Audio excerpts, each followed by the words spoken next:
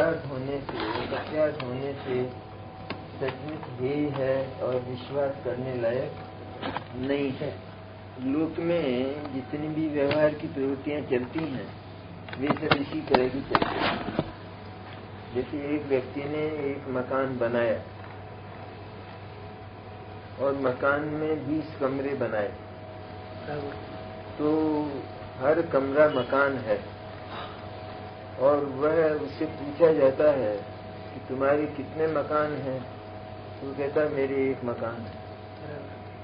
और जब देखा जाता है तो उसमें 20 मकान, 20 कमरे मिलते हैं। लेकिन ये जो 20 मकान हैं ये एक ही मकान है सचमुच तो। और ये जो मकान है ये 20 भागों में विभक्त होने पर भी अपने एकत्व को छोड़ता नहीं है, एकत्व को छोड़ता नहीं है।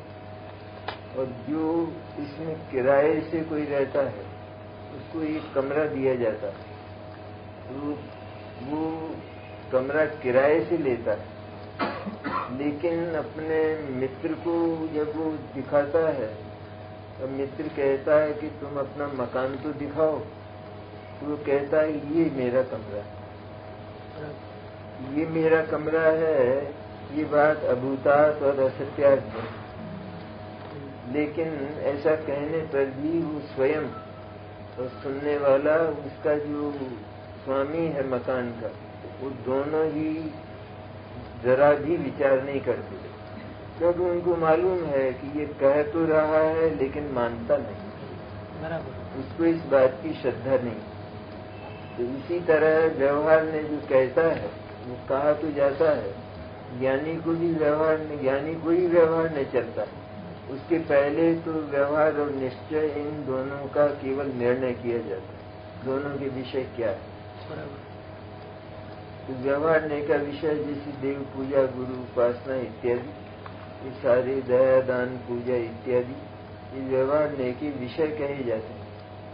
लेकिन और इनको व्यवहार भी कहा जाता है, तो इसलिए कहा जाता है कि ये व्यवहारने के विषय होते हैं। व्यवहारने ये धर्म न होते हुए भी, ये शुद्ध पर्याय न होते हुए भी इनको शुद्ध पर्याय कहता है, धर्म कहता है।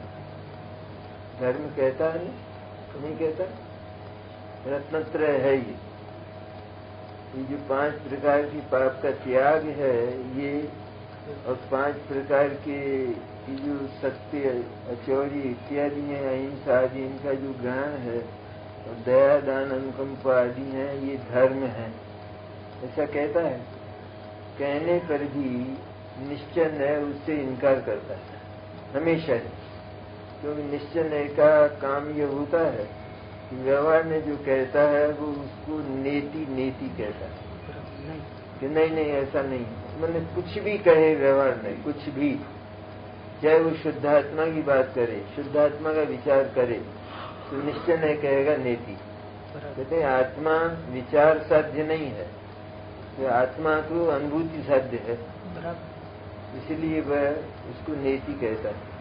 तो वो व्यवहार ने प्रवर्तित होते हुए भी जो ज्ञानी है वे उसकी श्रद्धा, वो जो कुछ भी कहता है उसकी श्रद्धा नहीं करते। सचमुच तो दयादान पूजा आदि को, व्रतादि को, 28 मूलगुण मुनिराज के, इनको जो धर्म की संज्ञा, रत्नत्रय की संज्ञा दी जाती है, तो उसको रत्नत्रय की संज्ञा देना और वे उनका रत्नत्रय बिल्कुल नहीं होना, वे रत्नत्रय बिल्कुल नहीं है, जरा भी नहीं है, उनमें रत्नत्रय का नाम निशान भी नहीं है, तो भी किसी प्रयोजन से व्यवहार न उनको रत्नत्रय कहता है। वो इसलिए कहता है कि जब तक इतनी मंद कषाय न हो तब तक इन चतुर्थ गुणस्थान सम्यक दर्शन, 5वां व्रतधारी श्रावक और 6ठा जो मुनिराज का पद है, तो उसकी उपलब्धि होती ही नहीं। इतनी मंद कषाय न हो तो उनके लायक पुरुषार्थ नहीं होता। और ये मंद कषाय हो जाए और वह पुरुषार्थ में मदद करे अथवा कारण बने, ऐसा बिल्कुल होता नहीं है। लेकिन उनकी ओर पुरुषार्थ जागृत करने के लिए, अर्थात आत्मा में शुद्ध स्वभाव में पुरुषार्थ जागृत करने के लिए इतनी मंद कषाय, शुभ भाव, शुभोपयोग, इसका होना आवश्यक है। इसलिए ये कहना बहुत अच्छा हुआ कि हम आत्मा का, शुद्ध आत्मा का पुरुषार्थ करना चाहते हैं तो कहाँ जाएं, क्या करें। कहते कम से कम इतनी कषाय तो मंद होनी चाहिए। वो एक चांस है कि उस चांस में यदि तुम शुद्धात्मा का अलग से पुरुषार्थ करोगे, इनकी ओर दृष्टि न रखकर, इनकी ओर उपयोग न रखकर, और शुद्धात्मा की ओर अपने उपयोग को लगाकर यदि पुरुषार्थ करोगे तो उपलब्धि हो जाएगी। सम्यक दर्शन की उपलब्धि हो जाएगी, एक देश चारित्र की उपलब्धि हो जाएगी, सकल चारित्र जो मुनिराज को होता है उसकी उपलब्धि हो जाएगी, अन्यथा नहीं होगी। इसलिए व्यवहार ने ये बोलता है कि यह धर्म है, यह रत्नत्रय है। इससे हमको एक बड़ी मदद मिली, और वो ये कि हम जो पहले ये रत्नत्रय की प्राप्ति के लिए इधर उधर जगत के पदार्थों की ओर, देवशास्त्र गुरु की ओर, जिनवाणी की ओर किसी भी तरफ झांकते थे तो झांकना बंद हो गया। बराबर। इससे ये मदद मिली, और ये सीख मिली हमें कि वहाँ पहुँचने के लिए इतनी मंद कषाय होना आवश्यक है। तो इतनी मंद कषाय के लिए वह शुद्धात्मा के सन्मुख होकर, शुद्धात्मा के उद्देश्य से प्रयत्न करता है, और उतनी मंद कषाय होती है तब उस मंद कषाय से विमुख होकर और शुद्धात्मा का पुरुषार्थ करता है तो सम्यक दर्शन ज्ञान चारित्र हो जाते हैं। बराबर। इसलिए व्यवहार अभूतार्थ है, असत्यार्थ है। आचार्य ने तो यहाँ तक कहा कि क्योंकि भगवान ने अध्यवसान छुड़ाए हैं, इसलिए मैं ऐसा मानता हूँ कि सारा ही व्यवहार छुड़ाया है, सारा ही व्यवहार छुड़ाया है, ऐसा कहा। कि व्यवहार में क्या हुआ कि जो बात जैसी नहीं है वैसी उसको किसी प्रयोजन से कहना तो वो व्यवहार नए में आती, और यदि वो वैसी नहीं है और उससे कोई सिद्धि नहीं होती तो फिर वो सर्वथा झूठ है, वो पाप है। इसलिए व्यवहार ने पाप की श्रेणी में नहीं आता, उससे पुण्य बंद होता है। व्यवहार ने का जो फल है वो पुण्य है, तो पाप की श्रेणी में वो नहीं आता। लेकिन बात हमेशा ही असत्य होती है। आत्मा का, शुद्ध आत्मा का ज्ञायक के रूप में चिंतन ये भी सत्यार्थ नहीं है, ज्ञायक का कर रहा, ज्ञायक का चिंतन, तो ये भी सत्यार्थ इसलिए नहीं है कि आत्मा का जो धर्म है वो चिंतन नहीं, विचार नहीं, पर आत्मा का जो धर्म है वो तो अनुभूति है। बराबर। इसलिए वो चिंतन को हे समझता हुआ, उसको व्यवहार समझता हुआ अंत में शुद्ध आत्मा का अनुभव कर लेता है। इनको व्यवहार इसलिए कहा कि वास्तव में व्यवहार तो एक क्षणिक संज्ञा है इनकी, वास्तव में भी ये मंद कषाय है। तो कितना फर्क पड़ गया है मंद कषाय, और हम उसको कहते हैं रत्नत्रय। तो मंद कषाय को रत्नत्रय के नाम से पुकारना, कहना, भीतर ज्ञान में इस प्रकार का विकल्प होना, इसका नाम है व्यवहार नय। सच्चाई से देखा जाए तो व्यवहार नाम की कोई चीज नहीं है, व्यवहार नय है, पर व्यवहार नाम की कोई चीज जगत में विद्यमान नहीं, क्योंकि वो तो मंद कषाय है।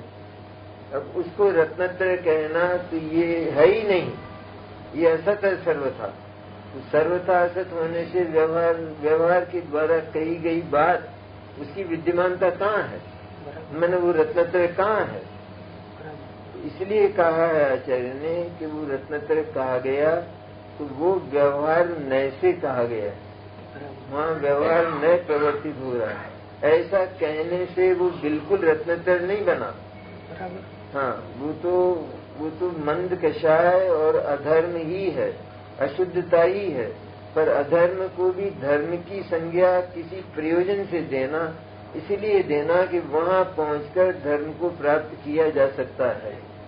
इसलिए उसे व्यवहार की प्रवृत्ति इसलिए होती है। तो व्यवहार की प्रवृत्ति में व्यवहार को साधन मानना, कारण मानना, ये बिल्कुल मिथ्या दर्शन है। और कहना ये व्यवहार नहीं, व्यवहार को भी साधन कहना ये व्यवहार नहीं।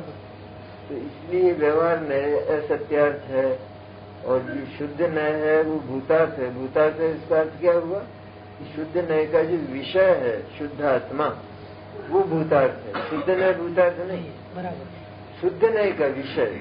शुद्ध नय तो स्वयं पर्याय है, तो पर्याय मात्र तो अभूतार्थ है। इसलिए शुद्ध नय का विषय जो शुद्ध आत्मा है वो भूतार्थ है, और बाकी सब अभूतार्थ है। इसलिए व्यवहार के तो सैकड़ों उदाहरण है, तो उनसे हम समझ सकते हैं कि जो बात जैसी होती है वैसा व्यवहार ने कहता ही नहीं है, और यदि वो वैसा कहे तो सिद्धि नहीं हो सकती। इसलिए सिद्धि नहीं हो सकती कि जैसे मंद कषाय को यदि वो धर्म न कहे और वो मंद कषाय ही कहता रहे तो मंद कषाय है ऐसा समझकर कोई उसके निकट आएगा ही नहीं। और उसको रत्नतर कहने से वो उसके निकट आकर, वहां आकर ठहर नहीं जाता, वहां आकर उसमें लुब्ध नहीं हो जाता, लेकिन वहां आकर वह उससे भिन्न पुरुषार्थ करता है और आत्मा की उपलब्धि हो जाती है। लोक में ऐसे बहुत उदाहरण है। किसी डॉक्टर के पास एक बीमार जाता है और वो उसको दवाई लिखता है, तो डॉक्टर कहता है ये शीशी पीना और ये पुड़िया खाना, ठीक है, डॉक्टर ये कहता है। और बीमार ही कहता है डॉक्टर साहब आप पर मेरा पूरा विश्वास है। अब यदि वो विश्वास को लेकर उनने जैसा कहा वैसा कर ले तो मौत होगी या जीवन होगी, ये बीमारी मिटेगी। लेकिन वो समझता है कि उन्होंने जो पुड़िया खाने के लिए कहा तो पुड़िया तो फेंक देता है और उसके भीतर जो दवाई है वो खा लेता है। और इसी तरह कांच की शीशी में जो दवा है उसको पी लेता है, शीशी को फेंक देता है। इसी तरह व्यवहार ने जो बात कही तो उस व्यवहार ने की बात को तो छोड़ देता है, और उस व्यवहार ने जिसकी ओर संकेत किया है वहां पहुंचकर उसका अनुभव कर लेता है। तो लोक में भी हम इतने चतुर हैं समझने के लिए, जितनी बातें शुद्धात्मा से अनमेल हैं वे सबकी सब व्यवहार नय के विषय हैं, और व्यवहार नय के विषय होने से उनको व्यवहार कहा जाता है। लेकिन सचमुच वो व्यवहार नहीं है, क्योंकि व्यवहार नाम की कोई चीज जगत में नहीं है, द्रव्य गुण पर्याय है। व्यवहार नाम की कोई वस्तु नहीं है, एक द्रव्य है, गुण है और पर्याय है। व्यवहार कौन सी चीज है? लेकिन इसलिए कहा गया व्यवहार, उसको इसलिए कहा गया कि कम से कम इसको वास्तविक न माना जाए, लेकिन व्यवहार नय के द्वारा कही जाने वाली एक बात है कि जिसको यदि ये समझकर और शुद्धात्मा तक पहुंचने का प्रयत्न करे तो वह यहाँ आकर शुद्धात्मा तक पहुंच सकता है। इसके अतिरिक्त यदि वो सच्चे देवादि के पास न आकर अन्य के पास जाता है तो व्यवहार ने ये सच्चे देवादि को अगर शुद्धात्मा का कारण नहीं कहता तो वो तो और किसी के पास भी चला जाता, अद्वैत के पास भी चला जाता, वेदांत के पास भी चला जाता, कहीं गीता के पास भी, किसी के भी पास चला जाता। इससे हमको ये आराम मिला कि सारा जगत छूट गया, और सारा जगत छूटकर केवल सच्चे देवशास्त्र गुरु और उनके द्वारा कहे हुए व्रताधिक और मूल गुण आदि केवल इतने ही हमारे लिए उपयोगी रहे। तो इस तरह पाप को छोड़कर और उस मंद कषाय में आकर, मंद कषाय के चांस में आकर, उसके उस अवसर में आकर, उस अवसर पर ये शुद्धात्मा का यदि अलग से पुरुषार्थ करे तो यह शुद्धात्मा को प्राप्त कर लेता है। और ये उसको धर्म कहा, रत्नत्रय कहा, अथवा उनको कारण कहा, तो उनको साधन कारण अथवा धर्म मानकर वहीं रह जाता है, तो फिर निगोच चला जाता है और मिथ्या दृष्टि हो जाती है। साधन कारण और धर्म मानकर वहीं रह जाए, उसे सत्य मान ले, भूतार्थ मान ले, उसको अभूतार्थ को भूतार्थ मान ले, तो वह निगोच चला जाए। ये व्यवहार का प्रयोजन है। व्यवहार निश्चय का प्रतिपादक होता है। व्यवहार ने निश्चय का क्या प्रतिपादन किया? व्यवहार ने जो देवशास्त्र गुरु को श्रद्धा का विषय और व्रतादि को और मूल गुण आदि को चारित्र कहा, तो इसमें क्या इसमें निश्चय का प्रतिपादन क्या किया? क्या प्रतिपादन हुआ निश्चय का? ये प्रतिपादन हुआ कि यहाँ आकर ही शुद्ध आत्मा को प्राप्त किया जा सकता है, अलग पुरुषार्थ से, भिन्न पुरुषार्थ से,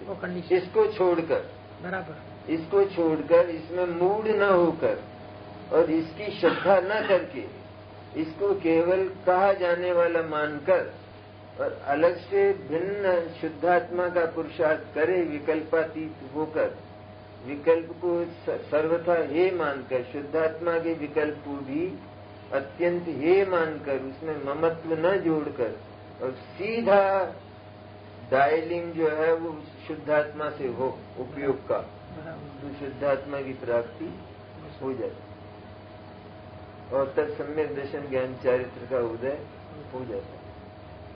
इस तरह लोक में हजारों प्रकार के व्यवहार हैं, हजारों प्रकार के।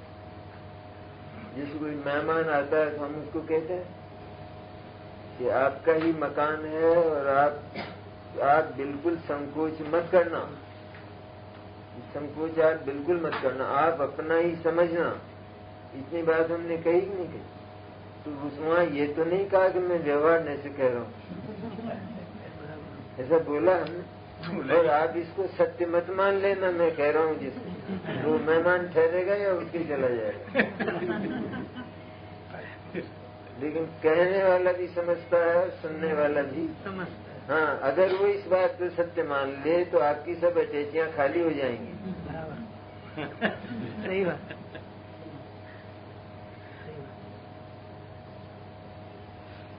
ये व्यवहार क्या है? इसलिए व्यवहार अभूतार्थ हुआ।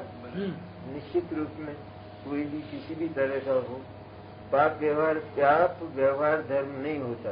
दूसरी बात, पाप व्यवहार भाव तो है, लेकिन पाप व्यवहार धर्म अथवा व्यवहार मोक्ष मार्ग नहीं। वो संज्ञा केवल पुण्य अर्थात शुभ भाव को मिलती है। ये हमेशा याद रखने की बात। थोड़ा सा ये पाप जो है व्यवहार तो है, अर्थात वो श्रद्धा करने लायक नहीं, वो छोड़ने लायक है, ममत्व करने लायक नहीं है, उससे सुख मानने लायक नहीं है। अशुभ परिणाम जो है हिंसा, झूठ, चोरी आदि, ये व्यवहार तो है, लेकिन व्यवहार धर्म अथवा व्यवहार मोक्ष मार्ग नहीं है, जैसा व्यवहार नहीं कहता। इसलिए व्यवहार ने पाप का विवेचन नहीं करता। पाप का विवेचन करे तो ये कहेगा कि मिथ्यात्वादी सारे पाप हैं, ये कहेगा। उत्पन्न आत्मा में होते हैं, ये भी साथ में कहेगा, लेकिन सारे पाप एक ही बात है। तो इसलिए उसमें बहुत फर्क है। वो व्यवहार है, लेकिन व्यवहार मोक्ष मार्ग और व्यवहार धर्म अथवा व्यवहार रत्नत्र वो नहीं है, केवल मन। और उसका कारण है तीव्र कषाय होने पर, हिंसा, झूठ, चोरी, कुशील आदि के परिणाम होने पर कोई भी व्यक्ति तत्व को सुन भी नहीं सकता, क्योंकि उसका तो जो कलेजा है वो पापों से भरा हुआ है।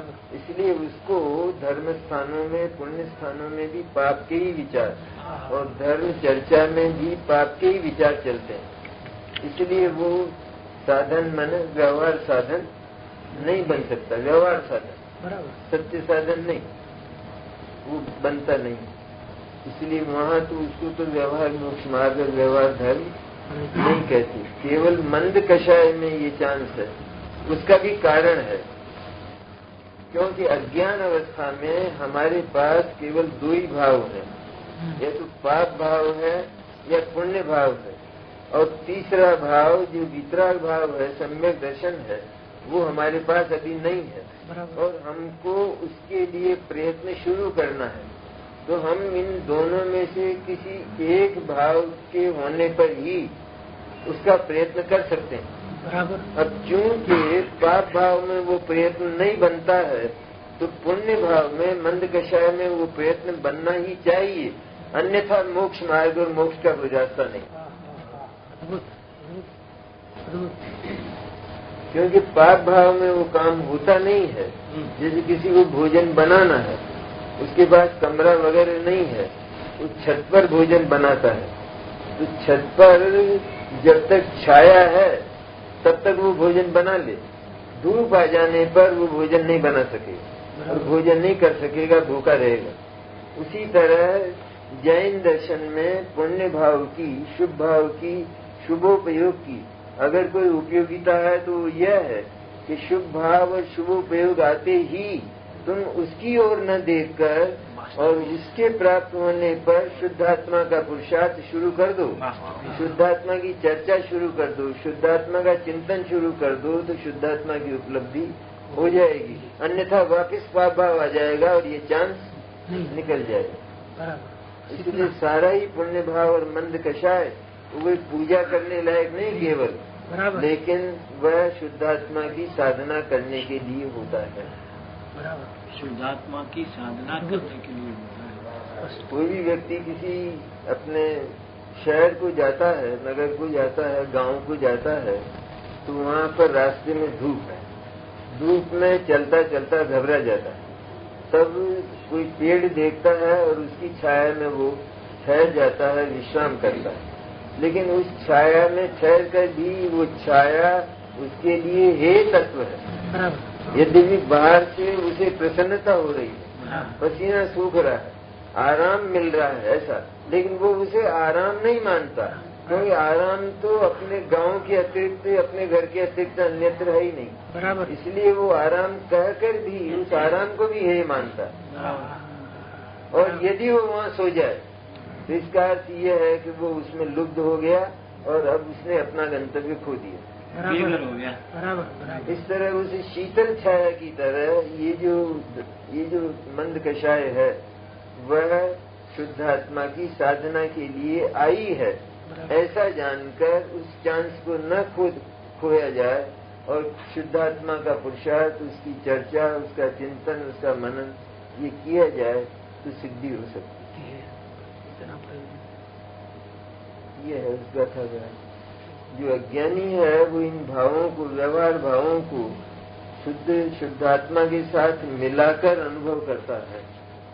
जैसे वो जो अज्ञानी है ना, गांव वाला व्यक्ति, तो उसे जैसा कुछ कुएं से जल मिलता है वो उसको ठीक वैसा का वैसा पी लेता है, गंदा जल उसको पी लेता है। वो जानता है कि जल ही ऐसा ही होता है, ऐसा ही होता है।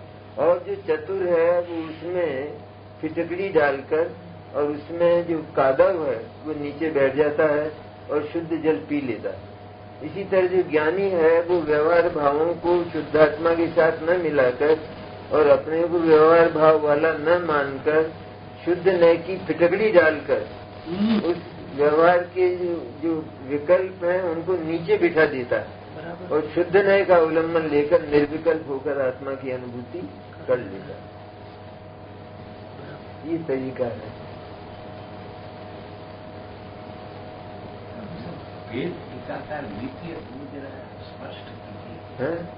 वेद एकाकार नित्य को स्पष्ट कीजिए। हाँ, वो अभेद एकाकार नित्य है ना, उसका कारण यह है कि एक तो उसमें किसी की मिलावट नहीं है, ये तो ठीक है कि आत्मा में किसी की मिलावट नहीं है। दूसरा ये कि आत्मा में परिणमन नहीं होता। शुद्ध आत्मा परिणमन हो तो विकार की संभावना रहती है और परिणमन नहीं होता, इसलिए वो निर्विकारी है। तो इन दोनों कारणों से वो बिल्कुल एक रूप रहा सदा ही, क्योंकि किसी की मिलावट नहीं तो अशुद्ध नहीं होता और परिणमन नहीं होता, इसलिए ध्रुव रहता है, ध्रुव रहता है और शुद्ध रहता है। और जो ध्रुव है वो एक रूप ही रहता है अनादि अनंत, क्योंकि उसमें परिवर्तन होगा ही नहीं, ये परिणमन नहीं होता है। तो इसीलिए वो हर समय उपलब्ध किया जा सकता है। इसलिए एकाकार, एक रूप, अनेक उसके विशेषण है,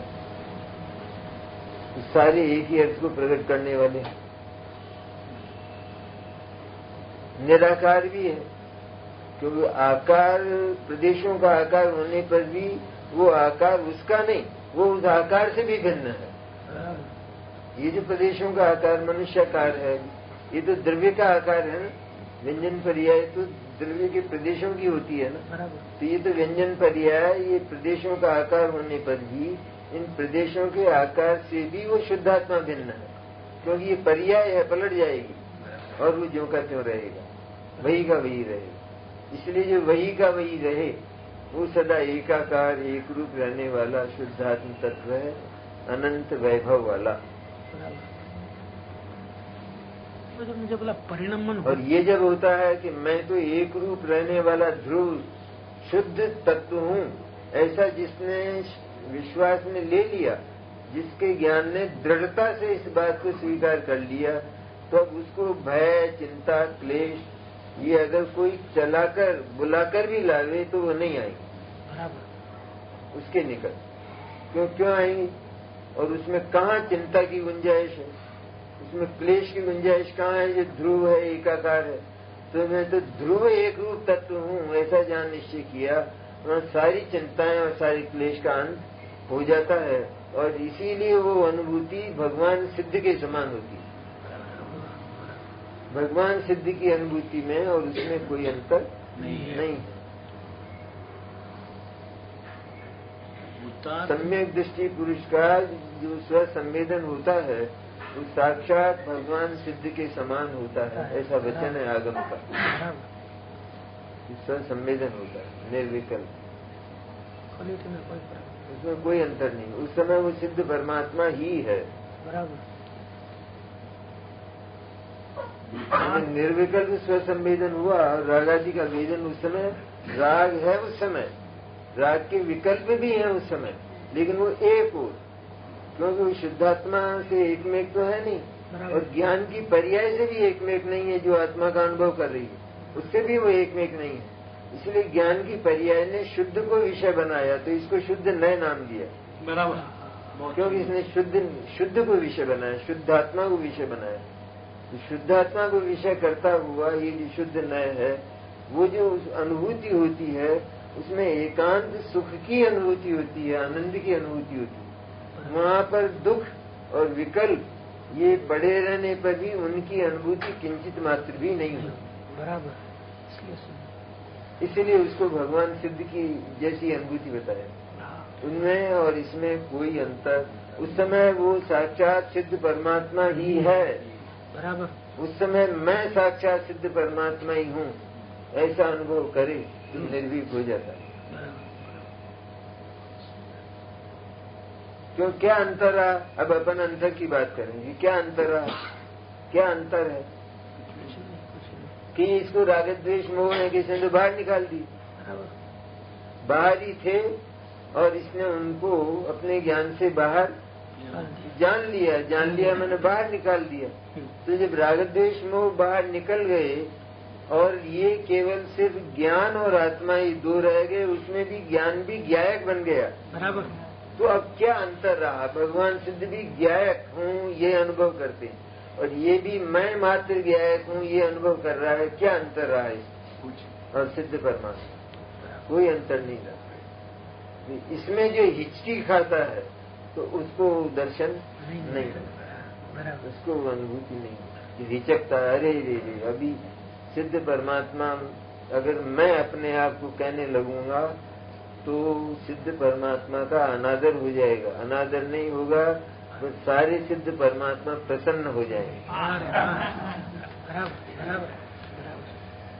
क्योंकि उनका उपदेश ही यही है।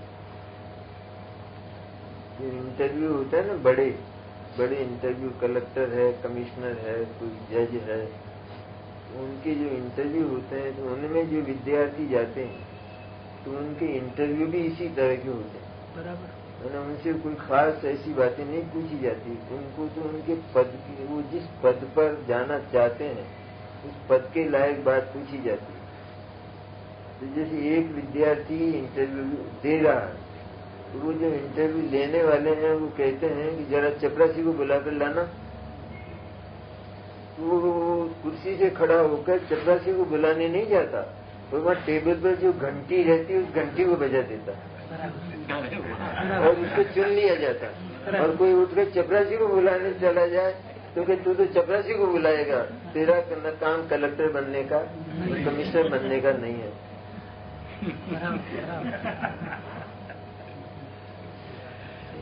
इस तरह मैं सिद्ध परमात्मा हूँ वर्तमान में, इस अनुभूति के समय, तो वो सिद्ध परमात्मा बन ही जाता है, तो वो इस लायक है।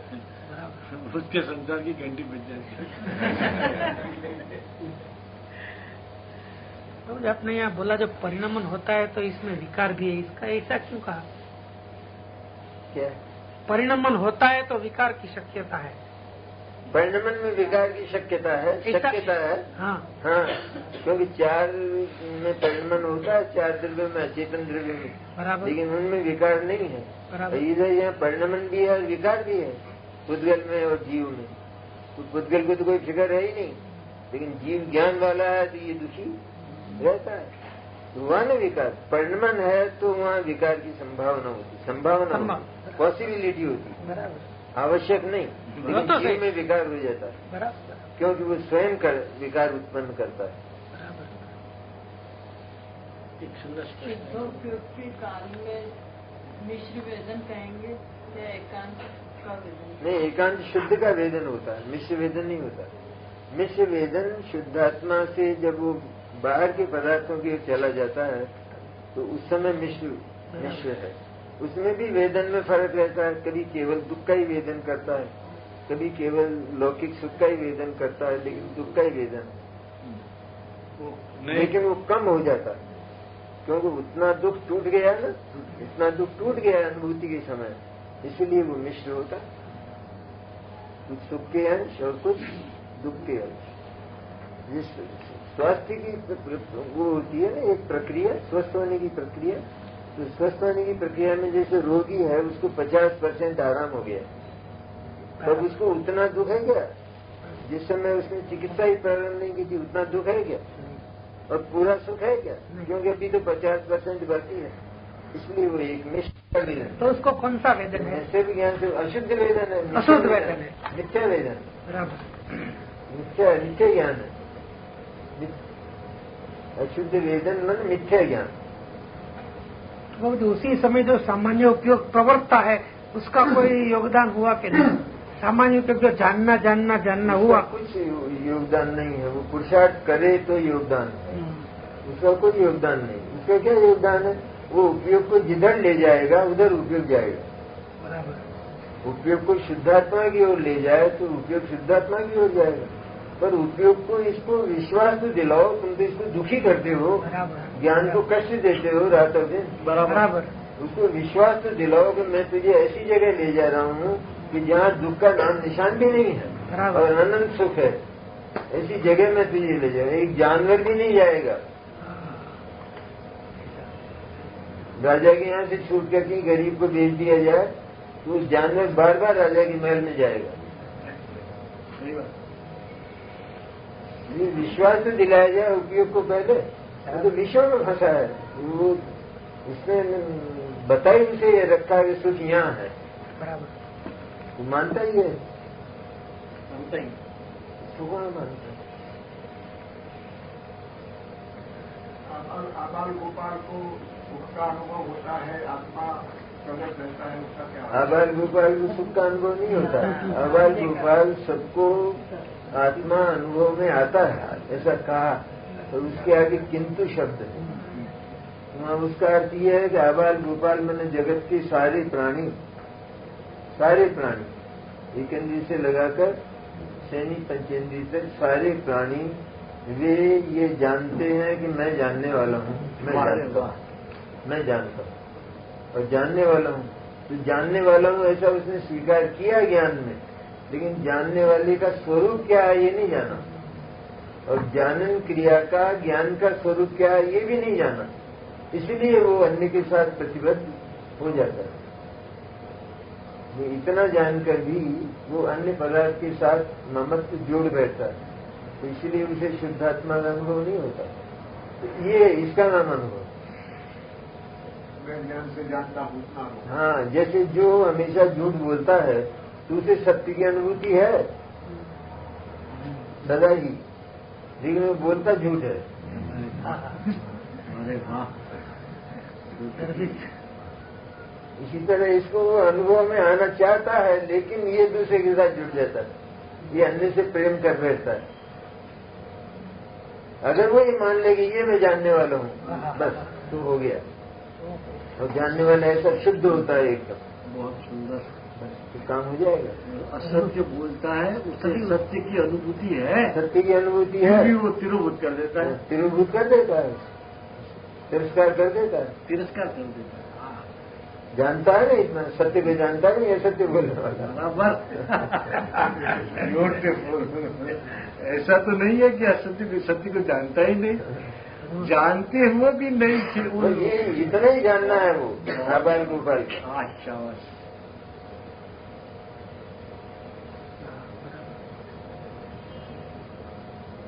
मालूम तो है।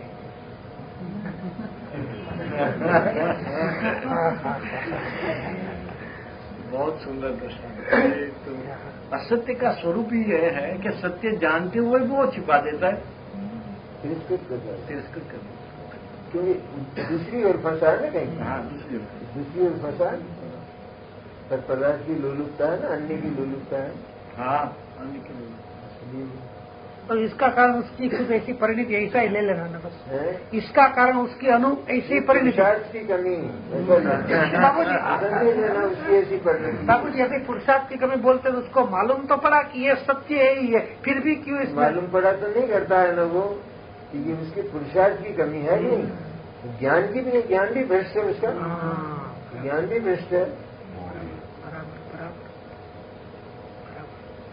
सदगुरु जो बताते हैं वो बात वो स्वीकार नहीं करता।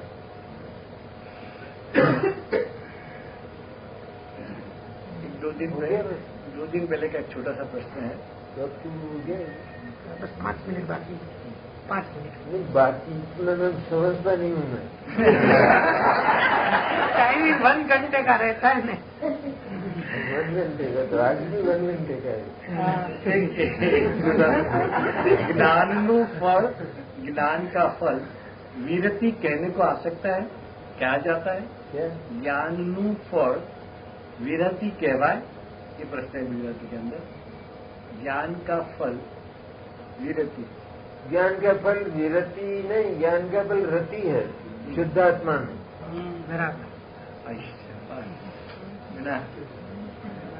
अन्य विरति से क्या होता है?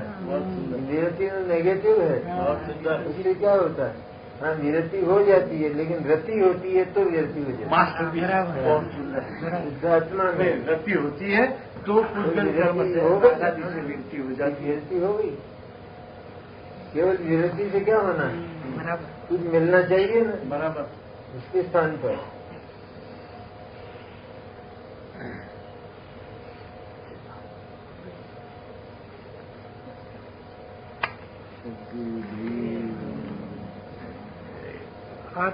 आत्मज्ञान में ही आत्मा की सिद्धि और प्रसिद्धि है। आत्मज्ञान में ही भिन्न रूप विश्व की भी सिद्धि है। आत्मज्ञान ही बस ज्ञान है, आत्मज्ञान ही बस ज्ञेय है। आत्मज्ञानमय ज्ञाता ही आत्मा ज्ञान ज्ञेय अभेद है।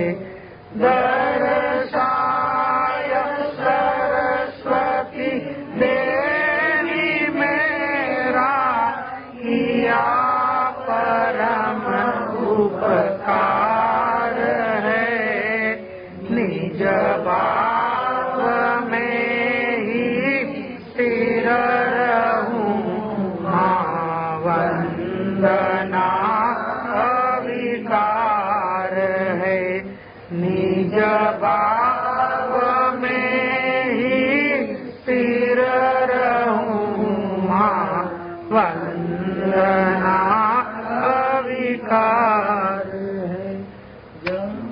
श्रवण के ज्ञान से सूझे दुखालो सोवाणी मस्तक नमो सदा वे प्रभु वाणी मातनो जय